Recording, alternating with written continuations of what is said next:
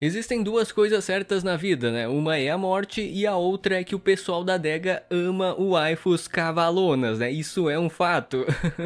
Hoje eu separei aqui alguns mangás que têm romance ou um certo nível de interação aceitável com heroínas cavalonas. Não precisa ser focado em romance, mas precisa ter cavalonas. E o que são exatamente heroínas cavalonas? Geralmente são associadas a personagens mais volumosas no quesito de design ecchi. Não necessariamente são maduras, mas personagens que têm um aspecto que você veria somente em mulheres mais velhas, é basicamente isso. Mas antes de qualquer coisa, se quiser apoiar o canal com algo além de sua inscrição, que é muito importante, tem também a área dos membros. Eu agradeço muito o seu apoio, porque são vocês os únicos patrocinadores desse canal, né? São vocês. Vamos abrir essa lista com Onamao-sama wa Yushakun. Isso é basicamente um roubo na lista porque não tem romance, né? Mais uma interação fofa de Slice of Life entre o protagonista e a Mao, né? De mestre e aluno. Claro, é uma interação de amizade bastante sugestiva, mas o protagonista é muito novo para entender isso ainda. Nesse mangá, a Mao acaba se tornando sem querer a mestra do herói. E eu falo sem querer porque a princípio a ideia dela era realmente matar o Yu, mas a fofura dele acaba sempre impedindo a heroína. O protagonista acabou se apegando muito a ela, né, amolecendo o coração da Mao, assim desenvolvendo uma amizade entre os dois. E eu falo amizade porque o protagonista aqui é chave de cadeia nesse caso. Normalmente é a heroína, né, mas dessa vez os papéis se inverteram. O mangá em si foca mais o treinamento do Yu com a supervisão da Mao, com ela sempre apoiando o protagonista em vez de cumprir o seu papel, né, que é matar ele. É um slice of life com comédia que não vai muito além disso. O importante aqui é a Mao, né? Ela tem um design muito bonito e é o que salva esse mangá realmente.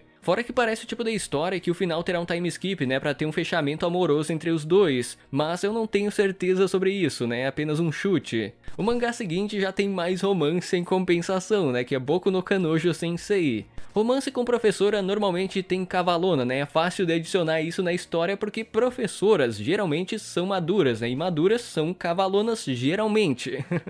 Nesse caso, o Saig teve uma experiência traumática durante a infância, né, relacionada a uma professora, e por causa disso ele passou a desconfiar de pessoas que exercem esse trabalho. No entanto, logo no primeiro capítulo, o protagonista acaba recebendo uma confissão amorosa de uma sensei bastante popular e bastante bonitona. Em resumo, o objetivo da Maka Sensei é fazer o Saig se apaixonar por ela, né, enquanto educa e ajuda ele com seus problemas, querendo mudar o protagonista de um aluno rebelde para um aluno que ame a sua professora, né, a Maka Sensei. A Maka é bastante provocativa com o Saig, ela é uma mulher que tem atitude para dar em cima dele, mas por outro lado, o protagonista ficou desconfiado com essa situação, obviamente, né, ele ficou desconfiado com isso. Então o romance tem um certo nível de avanço, mas ainda assim é enrolado para ser algo concreto, sabe? No fim, o que importa pra gente aqui é a professora, né, claramente ela tem o selo de cavalona. E continuando nessa pegada de ecchi comédia, temos Harem ou no Isekai. Esse mangá não tem como foco especificamente o romance com maduras, mas terão heroínas dessa categoria no harém do protagonista.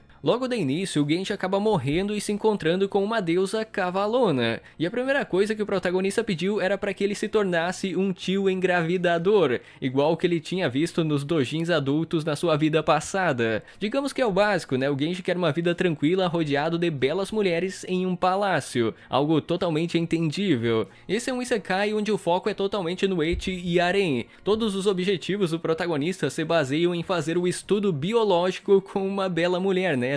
Tudo se resume a isso. Por exemplo, no capítulo 2, ele aceitou matar um dragão para simplesmente ficar com a recepcionista da guilda, que iria se apaixonar por um homem forte. Então esse mangá tem ação, né? Um mangá de fantasia com ação, mas o foco é mais a comédia e ecchi pesado com as heroínas. E ainda seguindo nessa mesma linha de ecchi pesado, temos também Isekai Furin. Esse mangá já começa com a equipe do herói derrotando o Lorde Demônio e resgatando a princesa que havia sido sequestrada. Nisso, o protagonista, que era o herói, acaba se casando com a princesa e tendo uma vida tranquila, né? Uma vida estável como ministro do reino. Mas logo de cara, a gente percebe que o Yuta não está realmente feliz com essa vida. A gente percebe que ele tem alguns atritos com a esposa dele, até mesmo dormindo em camas separadas, então dá pra ver que a coisa não tá boa mesmo. Isso acabou abrindo uma brecha para desenvolver um romance com uma antiga companheira dele, a Luca, que é a heroína principal dessa obra e tem o selo de cavalona de qualidade, né, com certeza. E assim como o mangá anterior, tem ação, tem aventura nesse mundo fantasioso, mas o foco é nesse desenvolvimento entre o Yuta e a Luca, com eles dois revivendo os tempos da equipe do herói,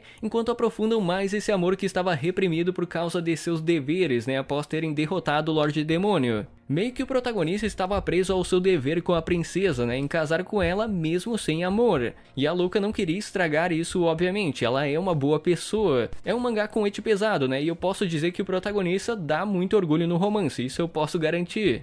O seguinte, por incrível que pareça, tem o mesmo nome, né, que é Isekai Furin 2, né, uma obra do mesmo autor, mas não é uma continuação direta do mangá anterior. Nesse mangá, nós acompanhamos o Yuto descobrindo uma traição de sua esposa, e por causa disso ele acaba fugindo de casa e sendo atropelado por um caminhão, assim sendo mandado para um mundo de fantasia. E dá pra notar também que o autor não tem muita criatividade com o nome, né, porque no mangá anterior era Yuta e nesse de agora é Yuto, né, não mudou quase nada, uma letra só. Mas beleza, né? Mas beleza. Nisso ele acaba ganhando um poder de charme que funciona apenas em mulheres casadas. Pra quem não tá ligado, esse é o mangá do famoso Devorador de Casadas, né? Essa obra ainda mantém o mesmo ecchi pesado do anterior, né, do mangá anterior, mas nesse caso o protagonista vai ter um harém com várias cavalonas e não apenas uma. Ao longo de sua jornada para derrotar o Lorde Demônio vão aparecendo várias waifus. O incrível nisso é que todas as casadas que se relacionam com ele tiveram seus maridos sequestrados pelo exército do Lorde Demônio. Inegavelmente é uma história que tem essa pegada de NTR, porque mesmo que o Yuto queira salvar os maridos, né, ao mesmo tempo também rola um romance com essas heroínas. Mas mesmo assim é um mangá pra ler sem muita pretensão, né, leia apenas pelo ecchi e pelas maduras, né, apenas isso já basta. Agora fugindo um pouco das maduras, vamos para o mangá de Ouki Onanoko. O Souta acaba indo trabalhar como assistente de um time de vôlei que sua irmã mais velha faz parte na universidade. Então nisso ele acaba ajudando com alguns afazeres de limpeza e alimentação das heroínas, enquanto vai desenvolvendo um romance com elas. É importante eu falar que é outra obra com protagonista que dá orgulho, né, que não enrola pra avançar no romance com as heroínas. Logo no primeiro capítulo vocês vão entender melhor isso. No geral é um mangá que foca bastante em slice of life, esporte, comédia, romance e o ecchi pesado e harém. Então pra quem gosta é um prato cheio com certeza. E por fim, mas não menos importante, Isekai Koushoku. Essa obra não tem como foco principal as maduras, mas tem mulheres mais velhas que fazem parte do harém do protagonista, é o que eu tô levando em consideração. Nesse echizão fantasioso, o Masao acaba morrendo logo no início do mangá por conta de ter exercitado o braço direito além do limite, né? É aquele esquema inicial, né? A deusa cavalona manda ele para um mundo de fantasia com um poder relacionado ao ecchi.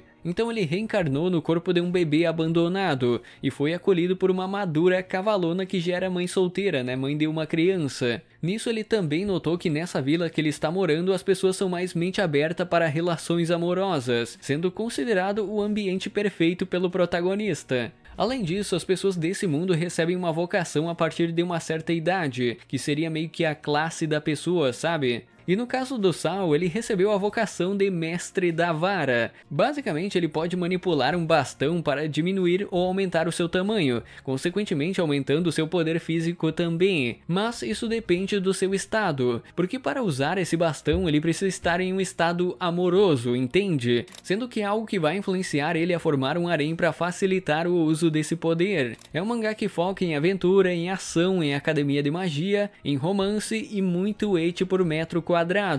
Eu quero fazer um vídeo mais detalhado algum dia para explicar melhor algumas coisas sobre essa história, mas por hoje era isso. São mangás que eu recomendo principalmente para quem curte romance com cavalonas e ecchi pesado. E se querem mais recomendações de cultura, inscreva-se, confira o sininho, vire membro se quiser e até uma próxima!